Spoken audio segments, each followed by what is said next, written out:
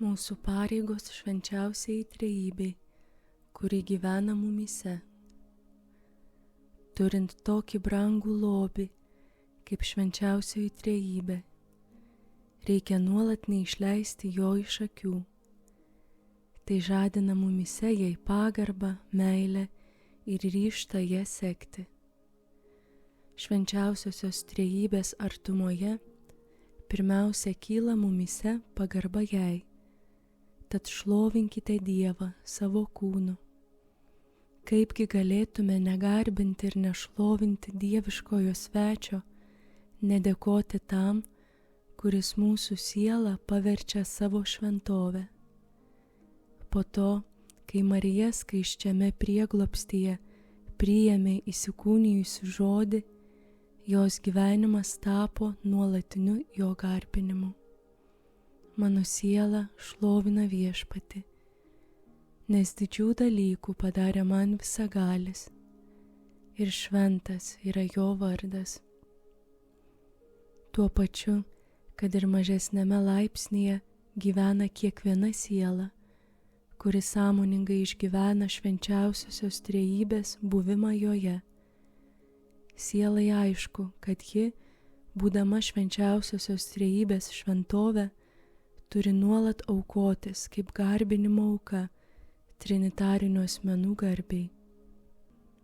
Pradėdama dieną ir kiekvieną svarbesnį užsiėmimą, siela kryžiaus ženklų, vardan Tėvo ir Sūnaus ir Šventosios Dvasios, aukoja švenčiausiosios trejybės garbei savo dieną, savo darbus. Baigdama dieną arba darbą, išpažįsta, kad visa, kas buvo gera, reikia priskirti Dievui, garbė Dievui, Tėvui ir Sūnui ir Šventajai Dvasiai. Tokia siela mėgsta kartoti tas liturginės maldas, kuriomis reiškiama Dievui garbė. Garbė Dievui aukštybėse puikiai išreiškia visus religinius jausmus dieviškiesiems asmenims, o ypač įsikūnijusiam žodžiui. Šventas, šventas, šventas skelbia Dievo šventumą. Tave, Dieve, garbinam, tai išpažinimas Dievo bei jo darbų žmonijos išganimo labui. Artumoje dieviškojo svečio, kuris niekada nesiliauja buvęs Dievu, siela nužemintai išpažįsta savo visišką priklausomybę nuo to, kuris yra jos kūrėjas ir galutinis tikslas.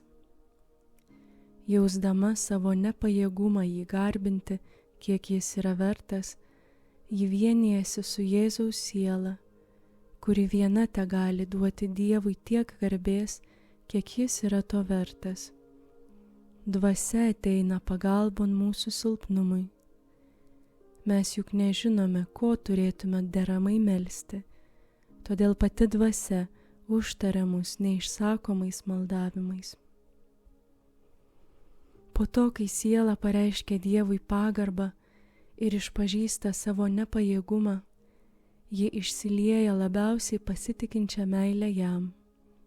Dievas, būdamas begalinis visais atžvilgiais, pasilenkia prie mūsų, kaip neapsakoma meilė degas tėvas prie savo vaikų ir kviečia mus jį mylėti, atiduoti jam savo širdį.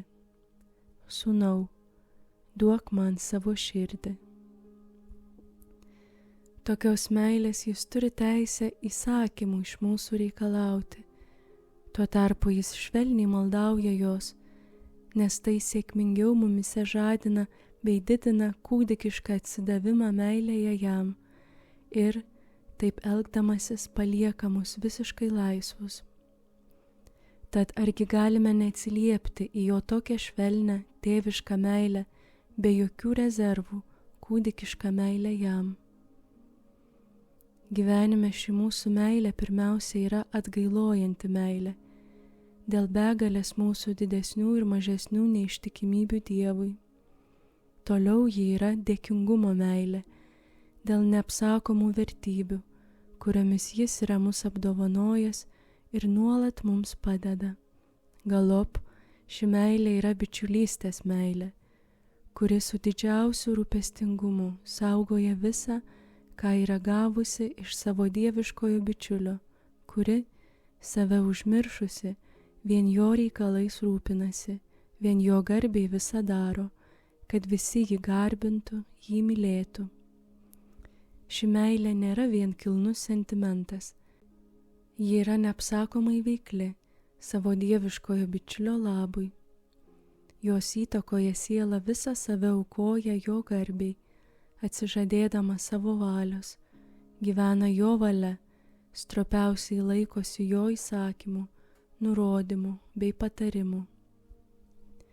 Bičiuliškoji meilė nuteikia mus stengtis būti kuo panašesniais į savo dieviškąjį bičiulį, kiek tai leidžia žmogiškasis netobulumas.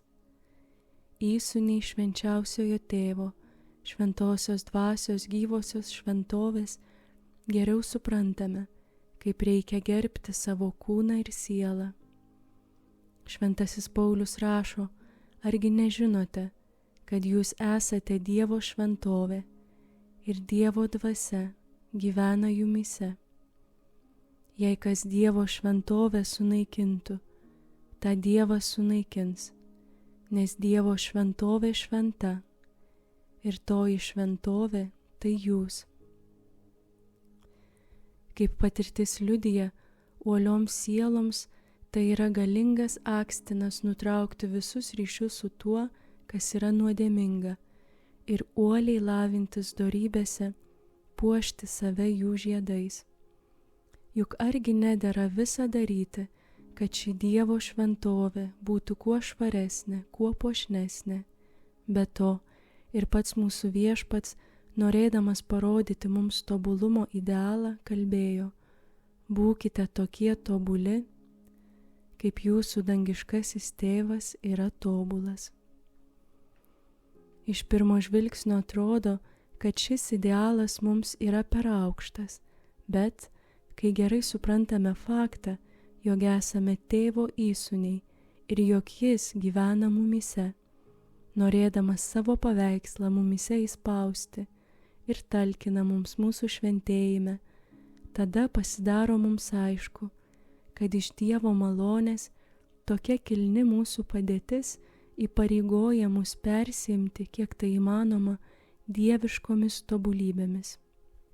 Pats Viešpats Jėzus nurodo mums artimą meilės praktikoje turėti prieš akis tobulą tokios meilės pavyzdį, švenčiausiąją trejybę.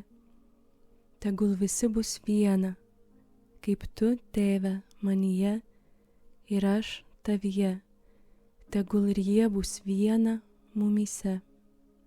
Šios Viešpaties maldos aidas randamas Šventojo Pauliaus maldoje, kai jis prašo savo brangius mokinius neužmiršti, kad, būdami vienas kūnas ir viena siela, turėdami tik vieną tėvą, kuris gyvena visuose teisiuosiuose, turi saugoti dvasios vienybę meilėje. Iš to, kas pasakyta, seka, kad krikščioniškasis gyvenimas visų pirma yra mūsų vienybė, intimi, jautri, mus pašvenčianti, su trimis dieviškaisiais asmenimis. Vienybė, kurią palaiko tikėjimo, meilės bei aukos dvasia.